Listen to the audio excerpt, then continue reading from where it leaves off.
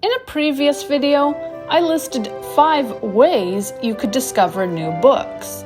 In this video, I list 5 more ways you can discover them, just in case your TBR list isn't yet excessive. There are several ways to discover books you might never have heard of otherwise, whether they be through online sources, other bookworms on social media, or the discovery that a beloved piece of media was actually based off of a book. As bookworms, we don't just love reading. We enjoy hunting books down and hoarding them like book dragons. Even if you can only afford to take out library books, half the fun is in the search. Moreover, it can become tiring reading the same books over again.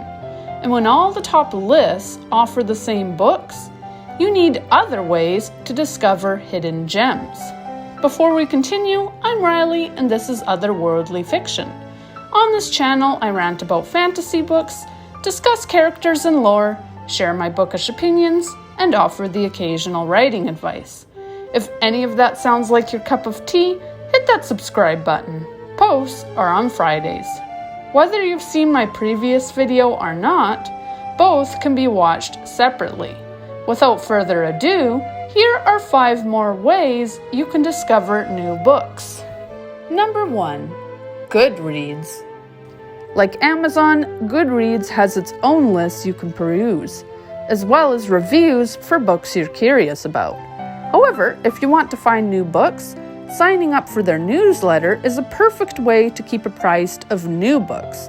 After all, while research can allow you to find older publications, it's important to see what's upcoming as well.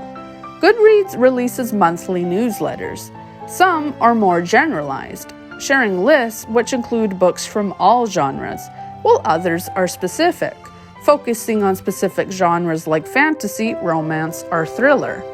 These lists aren't short either. You might be given a list of 50 great fantasy books for 2022 alone. As you go through these lists, you can continue to add to your TBR. If something really excites you, you might even go out and buy it or put it on your birthday list. Moreover, you'll be exposed to the trending authors, allowing more people to draw from if you repeat the method I noted at the start of this video. Goodreads also lets you know about an author's debut. Though they'll inform you of the latest release by Holly Black, they're not afraid to rave about brand new authors who have wowed critics with their first novels. Often, these newbies then go on to have solid careers, and you can be one of the readers who supports them and reads everything they write. Number 2. Book reviewers. If you have reviewers you enjoy, bloggers or YouTubers who regularly read in your genres, you can discover new books through them. Though they'll probably cover the bases and review the books you've heard of, they're readers like you, which means they'll have their personal tastes. As such, after they've finished discussing The Cruel Prince, they'll probably talk about other fantasy books they've enjoyed too. Even a mixed review can be helpful. After all, if they disliked a book others enjoyed, or had mixed feelings themselves, you can still check out said book yourself if the synopsis grabbed you. Everyone has different tastes after all. Like they say, one man's trash is another's treasure, and this applies perfectly to people's reading preferences. If you can find a reviewer who likes to deviate with niche genres, mediums, or who makes a point of reviewing self-published authors on occasion, even better. There isn't yet a self-published book which commands the same level of fame as Harry Potter, but that's gradually changing. And within reading circles, people are beginning to discuss self-published books. Many author-tubers or booktubers are themselves self-published writers, which means you can add their books to your TBR. Number 3. Social media. Using social media to discover books has some overlap with looking for reviewers. After all, those who don't have websites might review books on Instagram, TikTok, or YouTube. Regardless, bookworms on social media do more than review books. They simply talk about them. Though you will find reviews if you go on social media, you'll also see unboxing videos, book hauls, top 10 lists, books which are like another popular read, and so on. Social media is also brimming with self-published authors. If you make a point of looking for self-published fantasy authors, you shouldn't have a hard time finding their pages and from there their books. Granted, not every book you find on social media, traditionally published or otherwise, will be good. That said, these videos serve one purpose: to make you curious. Even if the influencer in question doesn't have anything more to tell you than the synopsis, they've nevertheless made you aware that the book exists. From there, the onus is on you to look up the book yourself and, if you'd like, check the reviews. The most popular app for bookish discussion is, of course, TikTok, which in bookworm circles is affectionately referred to as BookTok. TikTok has its issues, but if you make a point of curating your algorithm so that it only shows you reader and author-related content, it can be a wholesome place. The BookTok community is certainly one which will make you feel good. I rarely come away stressed after watching 2 or 3 BookTok videos. Moreover, BookTok has enabled me to discover plenty of books I might not otherwise have heard of. Some of these included the popular books, like The Cruel Prince. Though you might get sick of seeing the same book 10 times, it nevertheless makes you curious. By the 50th time, you might give the book a chance, even if it's outside your usual genre, just to see what all the fuss is about. Popular books aside, though, people will also share lesser-known books, especially if they specialize in discussing one genre. Many BookTokers give bookshelf tours according to the questions people ask. If a follower makes a request for spicy fantasy recommendations, the BookToker will oblige them, giving you 6 spicy fantasy series to add to your TBR. You'll also discover those books which have cult followings, such as Disney's Villain series or their Twisted Tales. Those who tour their own shelves are often the best to follow, not only because they'll dive into specific subgenres or give you several suggestions, but because, having read the books themselves, they can vouch for them being good. Just don't spend all day on social media. As with everything, it should be done in moderation.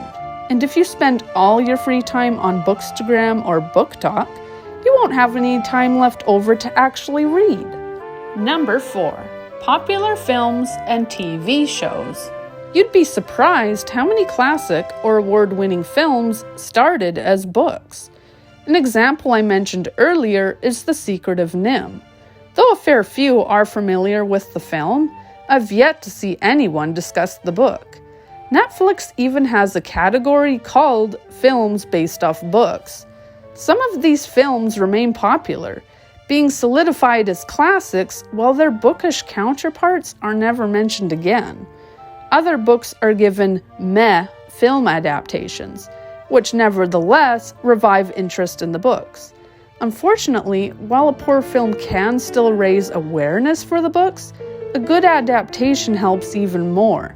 Though Percy Jackson did well as a series, one has to wonder if having great film adaptations, ones which people could have marathoned as they do with Harry Potter, could have made it even bigger. The series is receiving a TV adaptation, which hopefully will revive excitement in the original books. But there are more films still. This is even more prevalent in the drama category. Dozens of award-winning films started as beloved books. Pay attention to the opening and closing credits. If you enjoyed a film and noticed the words "based off the book by" come up, add the book to your TBR. You might even start a list specifically for books which were turned into films.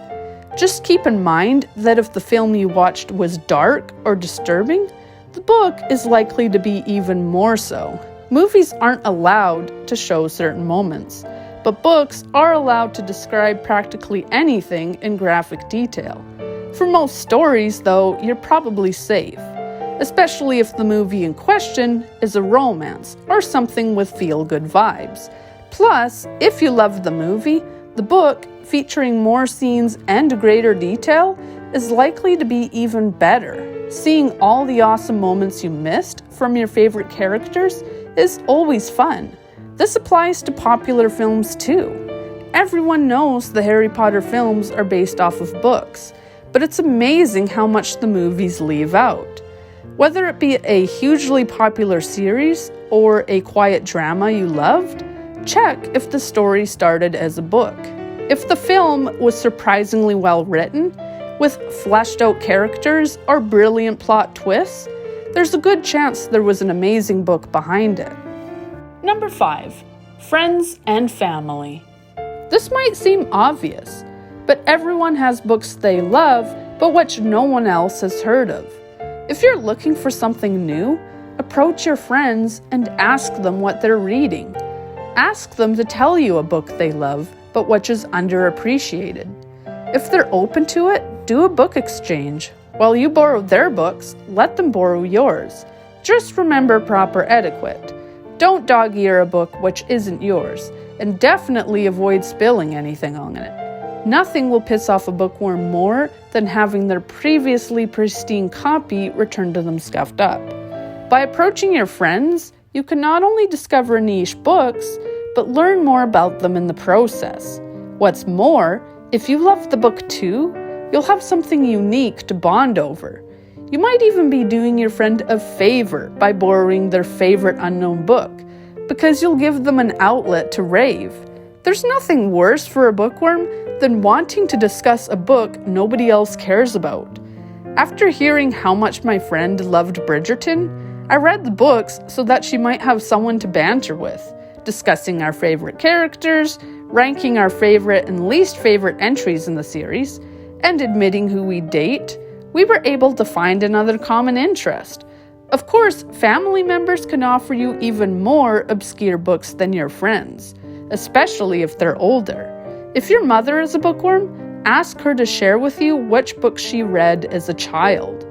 My own mother introduced me to books I would never have heard of, including When Marnie Was There and The Golden Pinecone. Granted, I might eventually have discovered Marnie on my own by following Method 9 in this video, given its adaptation into a Ghibli film, but Marnie doesn't get the same fanfare as Totoro or Spirited Away, and it was my mother's memory of the story which inspired me to read it. As for The Golden Pinecone, a children's book by Canadian author Catherine Anthony Clark, I'd never have come across this book on my own. Canadian authors in general, with the exception of L.M. Montgomery, are often overlooked, and their books even more so. Even if we win awards, mention of Vancouver or the Kootenays leave readers scratching their heads. For all the relevance these places have to English-speaking readers, we might as well be discussing the farthest reaches of Antarctica. My grandmother also recommends books to me she feels I'll enjoy. One series she had me read was the Emma Graham books. Mystery isn't one of my usual genres, but these books, written from the perspective of a 12-year-old girl, stayed with me. The characters and descriptions have remained embedded in my mind, and again, I'd have never read these books without input from family. Moreover, as with friends, sharing your favorite books with your family can bring you closer, giving you shared passions and new conversation topics. Number 6. Search by other countries. This is a bonus method, but one worth mentioning. If searching by year or genre wasn't enough, you can try searching by country. As noted in my last point, Canadian authors and books are often overlooked. Therefore, I'd encourage you to look up Best Canadian Fantasy Books, or whatever your preferred genre is. Contrary to popular belief, Anne of Green Gables isn't our only amazing series. In fact, you should search books by several countries, be they Britain, Australia, Japan, China, or Mexico. Different cultures have different perspectives, and for fantasy readers, their own mythologies to draw from. I can't guarantee every book will have a translation, but many enjoy international success. Chances are, if it's popular enough, a book you're interested in will have an English translation. If you're finding North American stories too cliché, stories from other countries will introduce you to tropes and storytelling styles which are entirely new. A writer in Japan may approach writing differently, leading to a book which will feel original and refreshing to someone who's sick of explosions and teen vampires. In conclusion, reading is one of the greatest joys there is, and the act of finding new books in the first place can be equally thrilling. Sometimes it can be challenging to read those books others haven't heard of, or what you yourself would never have stumbled across. But with so many methods to discover new reads, it's easier than ever to pile up your TBR. Regardless of how you find your books, be it through your loved ones, online, or by searching other countries, there is a whole library's worth of stories waiting to be found and given a home in your heart, and if you're buying, on your shelf.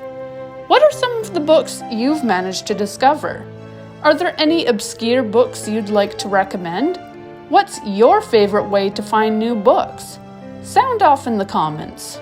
And if you enjoyed this video, like and subscribe. Thank you for watching, and happy reading.